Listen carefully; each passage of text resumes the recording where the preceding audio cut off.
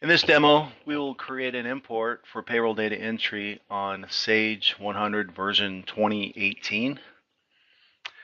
Before we begin the import, I always suggest to manually enter an entry just to get an idea of what fields are going to be required. So let's open up payroll data entry.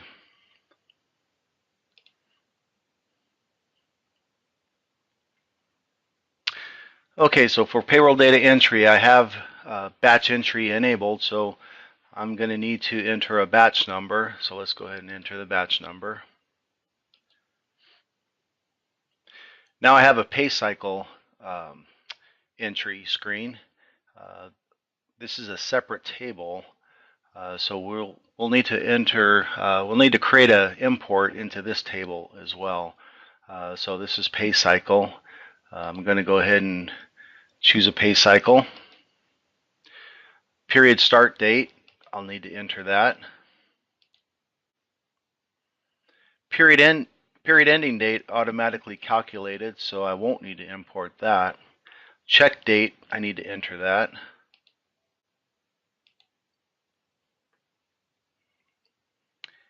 And if I click OK, and it takes me to the next screen, those are all the fields I actually need for that import. I will say no to automatically pay employees. And so now I'm in the payroll data entry. I'll need to enter an employee number, so I'll make a note that I'll have to import employee number.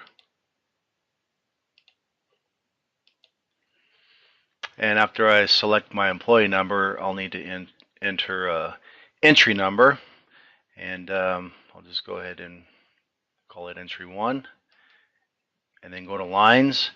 And so for lines, you'll notice we need line type, so earnings. Typically when we're importing, for the majority of the time, we're just importing earnings.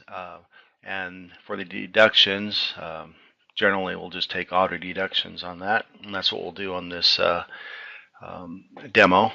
So line type, earning, code, my earning code that I'm bringing in, so I'll have to import that. The rate automatically comes in. Hours, typically I will import hours as well. So basically the only thing you really need here are line type, earning code, and hours. So let's just go ahead and add another earning code, overtime, and let's just say 5 hours.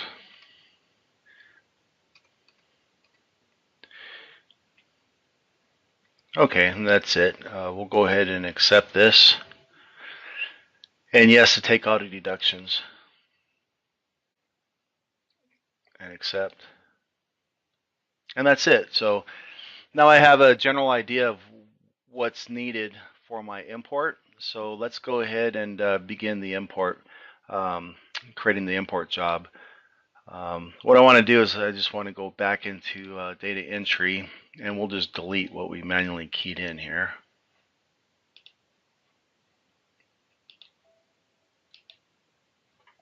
Okay, let's double check. Okay, nothing in there. Okay, so import job maintenance, let's create our job. So we will need to create a job for the pay cycle. I'll just call this PR, how about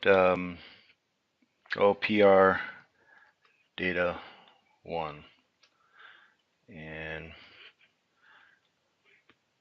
PR to begin our lookup. And let's find the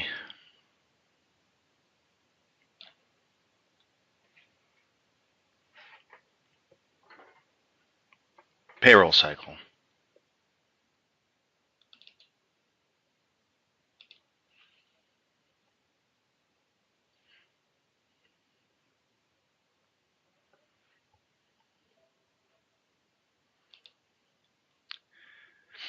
Okay, and so our source files, this is the source file we're going to import. So basically we're given a date, we're given an employee number. Notice the employee number has the department with the employee number.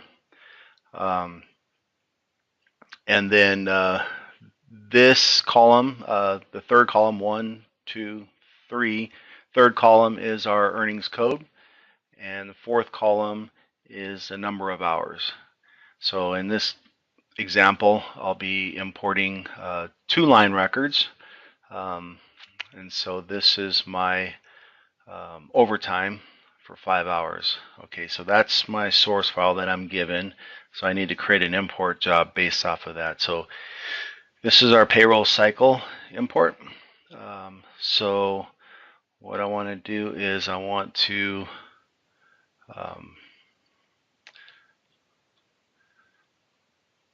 link up my source file. And this one's the 2. Okay, and so as we notice, I don't need all these fields in there, so I'm going to go ahead and delete a lot of these fields.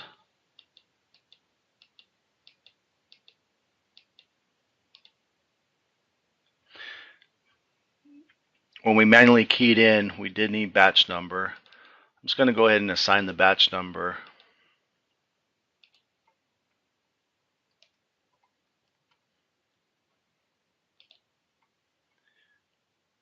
Pay cycle, I'm going to set this up just to always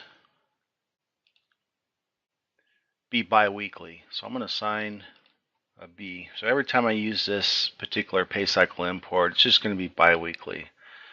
Because I don't have that in my source file, so all my employees are bi-weekly. So I'll just assign that. Starting date, that's in column 1.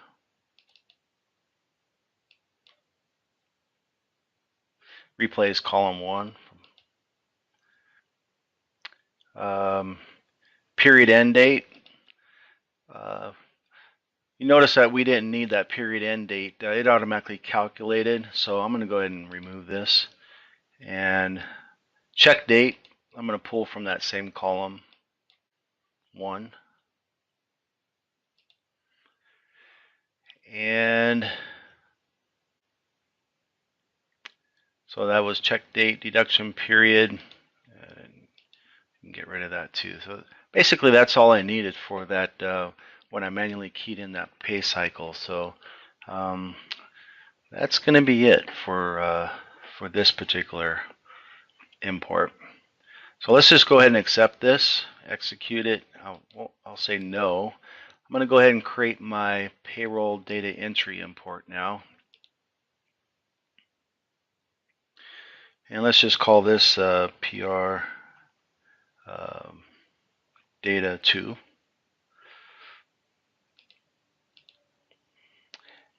And now this is a new table. Both of these are new tables on 2018. So the table that we're going to use when we're importing payroll data entry is this payroll header. So I'll go ahead and accept that.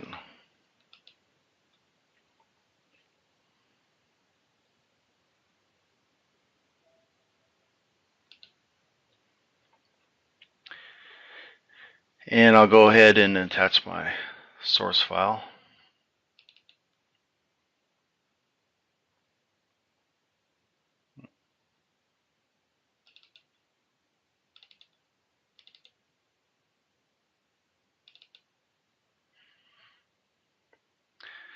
Okay, and let's go ahead and begin our import. Let me go ahead and open up our source file.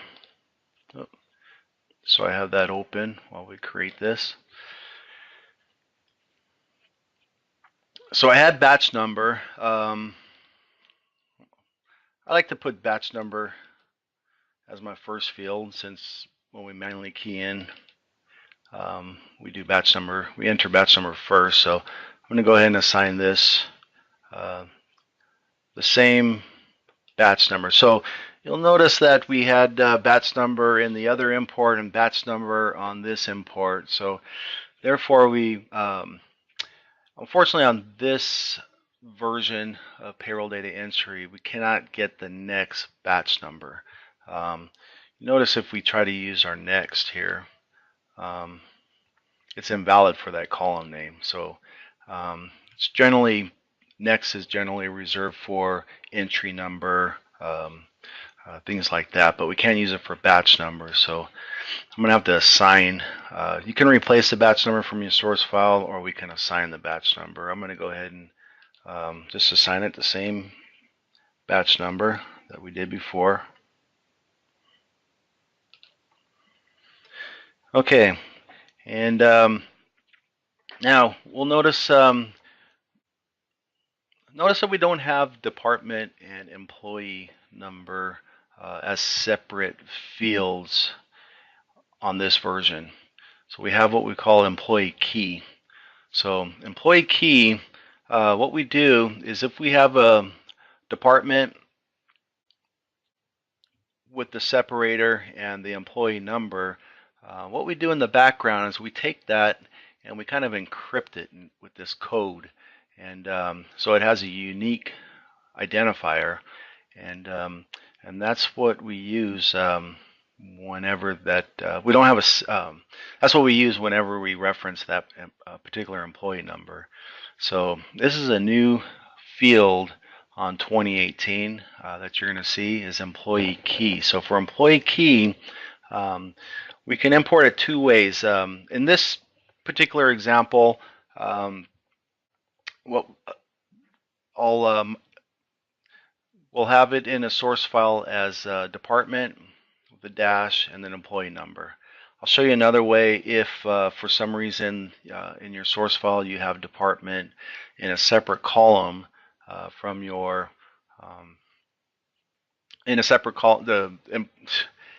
If we have the department and the employee numbers both in separate columns, we'll have to do a calculation for that, and after this example I'll go ahead and show you how to do that.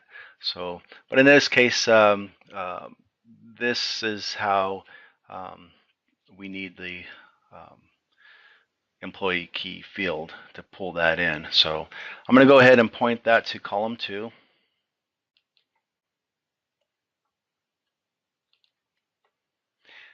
Check entry number, I'll just go ahead and assign that 1. Manual taxes, I didn't enter manual taxes when I did that. Let's get rid of all this. We'll just take all the defaults. Line type, I did have to enter a line type in there. So I'm going to go ahead and when I import, I'm only importing earnings. So I'm just going to go ahead and assign this E for earning. Okay. And the next field I'm going to need is my earnings code. So you notice we have all the H records, those are our header fields. The L records, those are our line fields. So I'm looking for earnings code. And that's going to be pulling from column 3. And then we had our hours.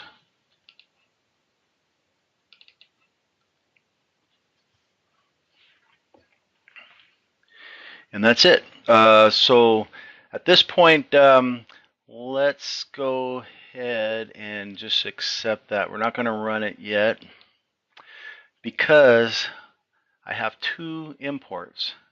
What I want to do is I want to set this up so after the first import runs, it will automatically execute the second import.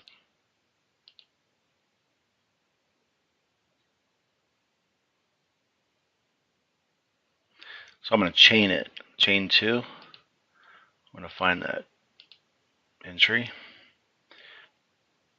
And I'll go ahead and accept.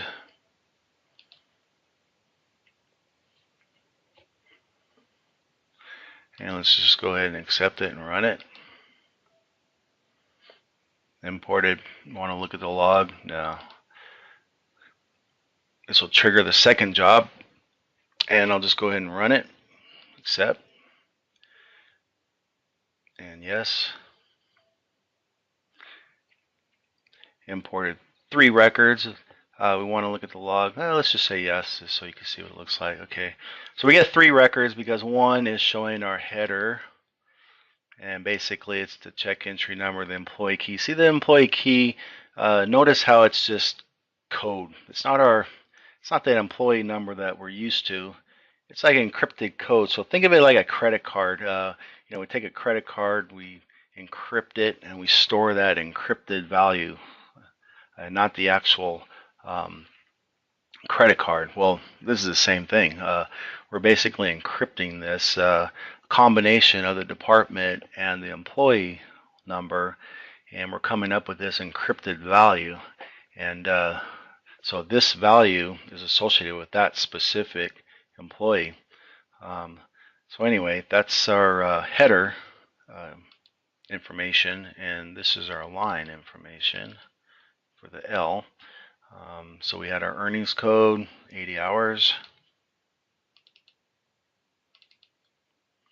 Earnings code 2, 5 hours. And that was our overtime. Notice we didn't have to do anything with the calculations as far as the rates. It automatically calculates that for us. So let's go ahead and take a look in payroll data entry, what that looks like here. So here's our batch import, and accept, and I'll say okay to that, and I'll hit the look up. Here's our record that we imported.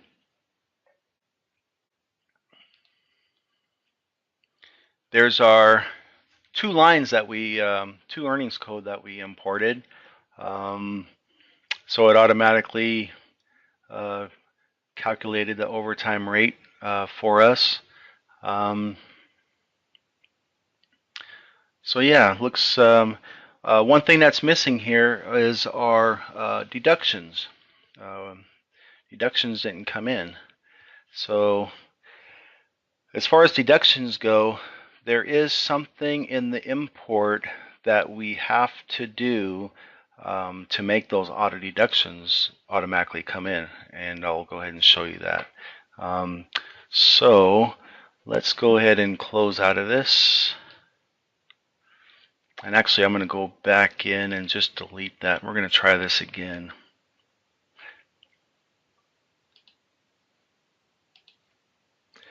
Select.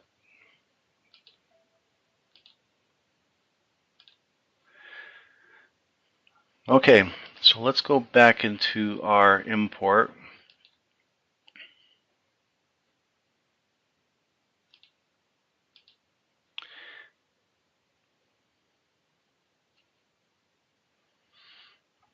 Now, this is on the PR underscore payroll header import, not the pay cycle.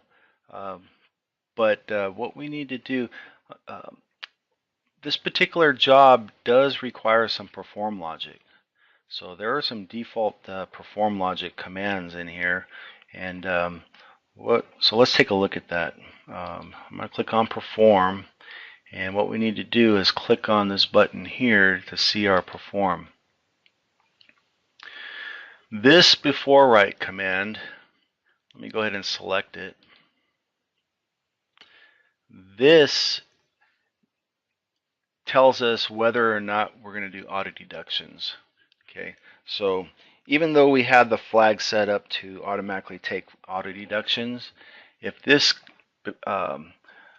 perform logic is set to 0 here, this command is set to 0, it is not going to run the auto deductions. So auto deductions aren't going to come in. If we want auto deductions to come in, we actually have to change this command, and we need to go ahead and put a 1 in here. 1 means it's going to go ahead, run that perform logic, and do the auto deductions. Okay, so on 2018, unfortunately, this does require some perform logic in here for the two, the pay cycle record and the payroll data entry records to talk to each other.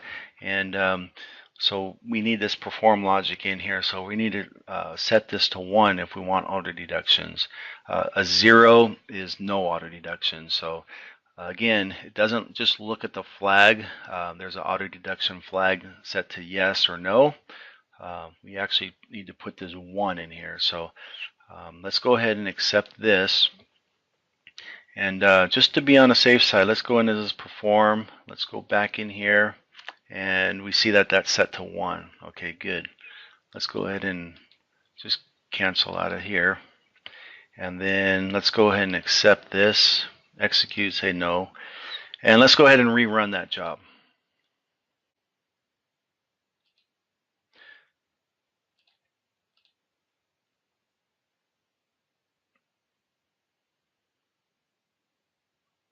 Okay, so let's go ahead and execute the pay cycle import.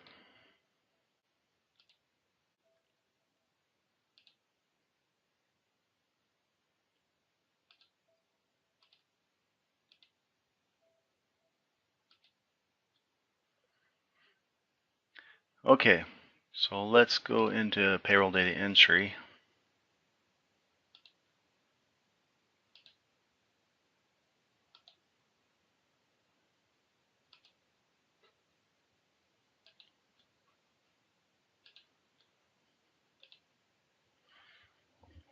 And there are our auto deductions that came in.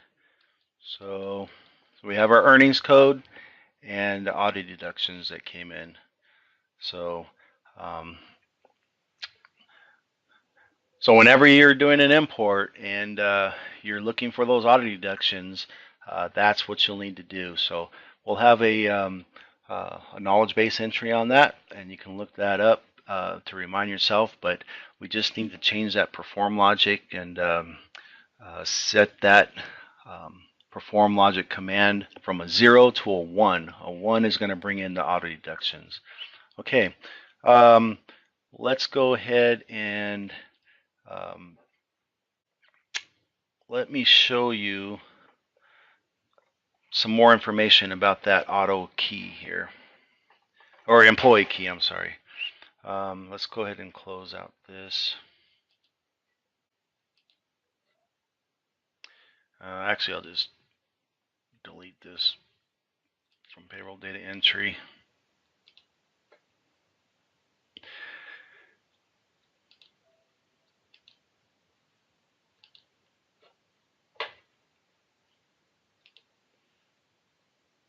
Oh, I don't want that. Let's go into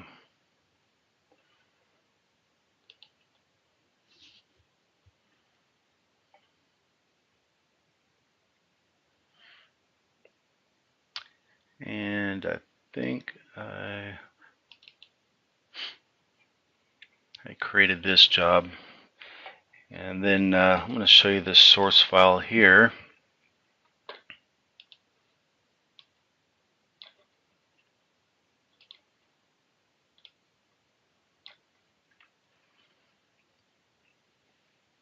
Okay, so the pay cycle import is not a problem. There's only a few fields in the pay cycle, but this is where, and it doesn't have an employee key in the pay cycle, but this one has the employee key. So this is a little bit tricky. There will be a write-up on our knowledge base as far as putting this particular calculation in, but this is how we would have to actually calculate now that employee key if we have the department number on a separate column from the employee number. Okay, so basically what we have to do is we have to have our we have to create some temp fields, and a temp field, what we need to do is we need to set these to key assign only, because the employee key, that is part of the key for the data entry file. And we'll go ahead and check this box clear on each record, and we actually need to have this pointing for this particular source file. Have it point to column 2. So I'm going to change this to 2. And so that's going to hold my department, this tempo 1 here. And this tempo 2, this is going to store my employee number. And I'm going to put that in column 3. Again, assign temp on, key assign only. Check the clear on each record. And then here is the calculation that we have to do. Okay, we'll just go ahead and open up the expression builder so you can see it. And I'll just leave this up here for a moment so you can take a look at that. And again, we're going to have this on our knowledge base where you can just copy and paste into the expression builder if you want. But this is actually a code that you will need to do that calculation. So basically it's just running this command using that tempo 1 and tempo 2 in there. And those are, again, our department number and employee number. Okay. So this is required, this command is required if we have our department number and employee numbers in separate columns in our source file. If we have it like our other source file, such as this, we don't have to worry about that command. It will automatically convert this to that encrypted key that we saw. But if it's separate columns, we have to run that command to do that for us. Okay, so let's go ahead and finish up this import. Earnings code is pulling from 1, 2, 3, 4.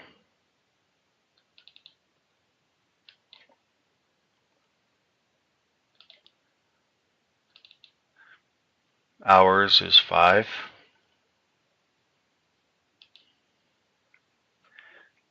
Okay, and let's get our execute. I'll say no. Let's just open up the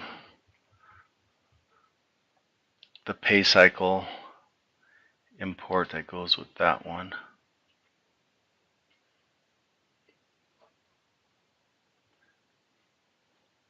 And let me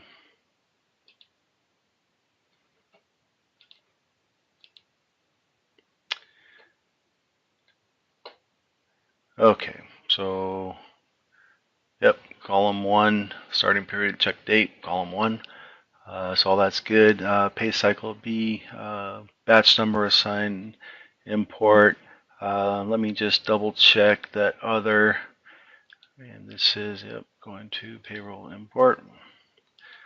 Let me check one more thing on that payroll import for that batch number, just to confirm. Say no to execute.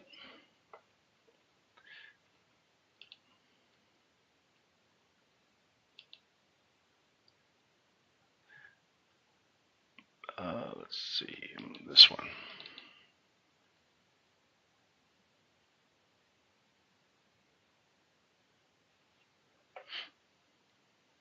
Okay. Batch number, assign, import. Okay, that's good. While I'm in here, I'm going to check that perform for this one. Make sure it has a 1 in there. Okay, and I look and I see it's a 1, so that is good. So I'm just going to close out of this, and I'll just go ahead and accept that. No to execute it. And let's go ahead and run this import.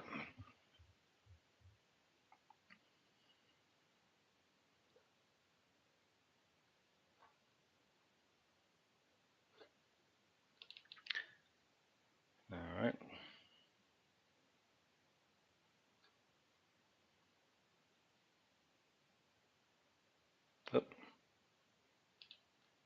Let's see. There we go. Okay, so pay cycle.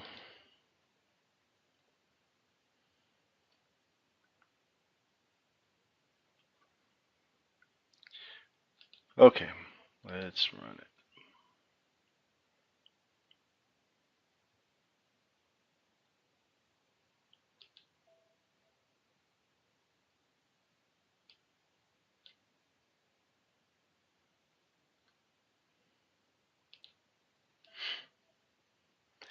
Annual view log. Nope.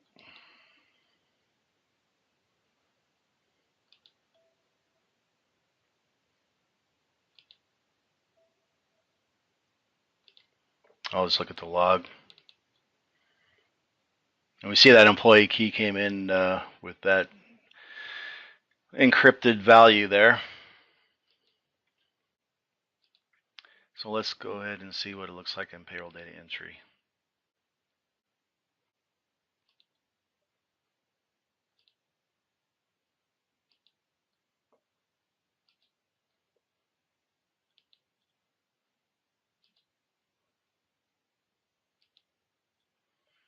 Okay, there's my deductions, my earnings with that particular employee. So that's how you handle the employee importing that employee key. So there's two ways you can import that key. Okay, so this information will be available on our knowledge base. There'll also be an attached, I will include an attached document, frequently asked questions I'll put out there. That will have some of this information as well. And